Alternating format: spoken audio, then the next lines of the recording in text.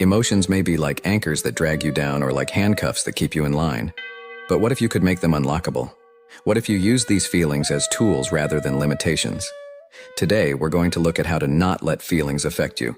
As always, don't stop watching the video until the very end, because I'll share the art of Stoic emotional control. 6 Rules for Inner Peace. So, let's begin, and let me tell you something. You are not weak, my friend. You are very strong. I believe in you. The first rule: quit trying to help everyone. Reduce your empathy. Empathy, understanding, and feeling what another person does is widely praised as a top human virtue. It enables us to bond, to console, and to relate. But too much empathy can wear us out, both in mind and spirit.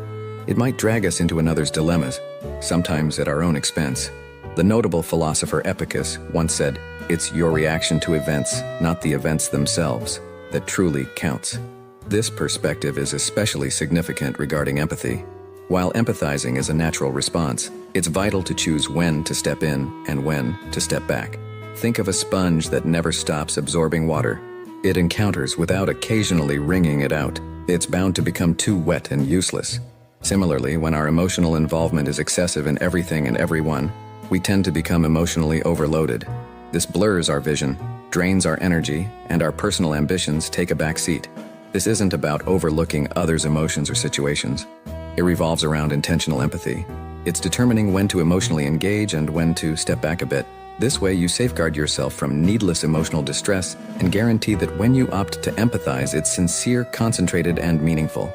On the path to emotional detachment, choosing when and where to empathize becomes invaluable. It helps you traverse life with lucidity, making certain your emotional vigor isn't expended on every transient sentiment or event. Let's check rule number 2. Avoid letting your passion for someone consume you. Love is a wonderful feeling. It ties us together and gives purpose to our existence.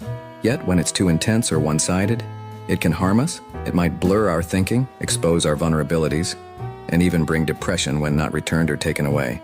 Stoic philosophers who valued emotional balance often discuss the pitfalls of deep attachment.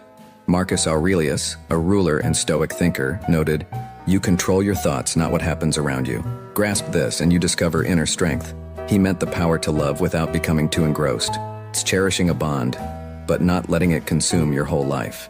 This lesson is even clearer in our private lives. Reflect on a moment when perhaps you cared for someone so deeply that their choices dictated your joy. The sentiment of feeling betrayed, the pain of lost love, or the setback from unfulfilled wishes can be tough to handle. Yet imagine if you could love as deeply but without the exposed risks. The secret is in realizing that love, similar to every emotion, comes and goes.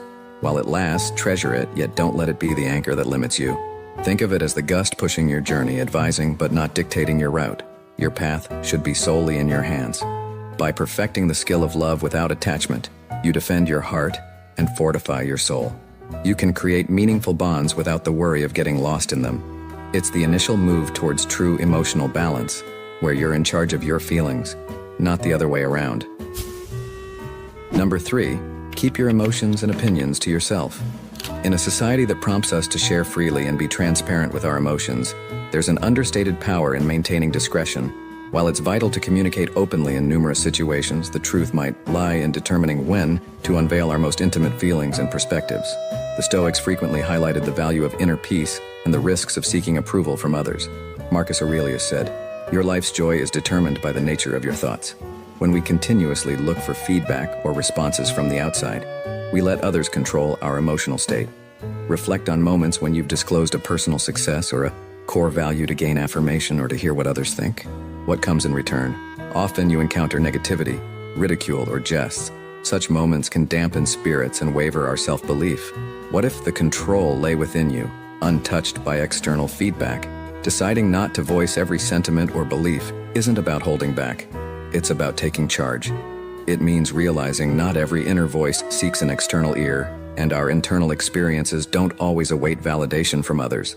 By exercising this discipline, you build inner confidence. Your feelings, values, and perspectives stand firm as they're no longer influenced by what others might think. In the journey to becoming emotionless, this principle acts as a safeguard. It guarantees your emotional foundation stays resilient, unaltered by the changing views and feedback from the external environment. The fourth rule: Keep your distance from those that spread negativity. The individuals we choose to have in our lives significantly influence our feelings, mindset, and overall health. Much like one bad apple can ruin the whole bunch, a negative person can overshadow our existence, draining our energy and confusing our judgments. Stoics held strong convictions about self-care and valuing oneself. They realized that while we can't alter others' behaviors, we can pick our circle. Diogenes, famed for his Stoic perspectives, remarked, "We possess 2 ears and 1 mouth to ensure we listen twice as much as we speak." This underlines the importance of being wary of our associations and heeding our inner voice. Think about your life. Are there people who consistently spread pessimism, sow doubt, or belittle your goals? It's crucial to identify and pull away from such detrimental influences. It's not about holding grudges, but understanding that for your emotional health, some connections should be loosened or cut off. Letting go of toxic people isn't about being unkind, it's about self-respect. It indicates that you place your inner peace and emotional balance at the forefront. Through this action, you fortify your surroundings, ensuring there's no room for negativity or skepticism. As you strive to become emotionless, taking this step is vital. It's about refining your emotional surroundings, making sure it's filled with positive vibes, sincere support, and authentic concern. Keep in mind the path to controlling your emotions begins by making sure external factors resonate with your internal aspirations. Rule number 5, put yourself first. Establish limits and don't always be available. Setting limits, whether they're tangible or emotional, is crucial for preserving our identity and protecting our mental health.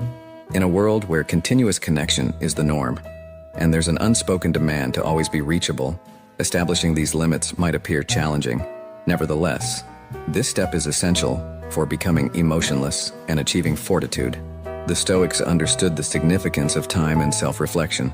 As Seneca wisely put it, "All the time you possess is truly yours. But how frequently do we squander it by always being at everyone's beck and call, replying to every notification right away, or meeting every request without delay?" When we don't set limits, we essentially tell the world that our time, energy, and emotions are free for the taking, lacking worth. Being always on hand can push us towards fatigue, unhappiness, a sense of being burdened, and even despair. Imagine keeping your home's doors and windows completely open, permitting anyone or anything to enter and disturb your tranquility. Establishing boundaries is a sign of valuing oneself. It signifies that you cherish your time, your emotional resources, and your inner calm. It's about confidently declining without feeling remorse, dedicating moments for personal reflection without explanation, and realizing that being selective in your availability doesn't diminish your concern for others. It just shows you also prioritize yourself. On the road to becoming emotionless, setting clear limits is crucial. It acts as protection, ensuring your emotional cache isn't constantly diminished. This stance permits you to uphold harmony and vigor independent of external solicitations. Our last rule, number 6, put yourself first and embrace transparency. As we approach the end of our exploration into emotional resilience, Rule 6 underscores the significance of prioritizing oneself and adopting a direct approach. To really stay calm and succeed, you need to look after yourself. It's not about ignoring others, but understanding that you can't help anyone if you don't care for yourself first. Think about when you're on a plane and they tell you to secure your oxygen mask first before helping others. In the same way, in life, you have to be emotionally strong and successful before you can truly help someone else. Being direct is essential for emotional resilience. It's about clearly voicing your thoughts, desires, and limits. It's not about being harsh, but rather speaking up with clarity, sidestepping vague hints, or trying too hard to make everyone happy. Being direct helps avoid confusion, lowers tension, and builds true relationships with those who value truthfulness. Living by this principle involves choosing actions aligned with your aspirations and principles.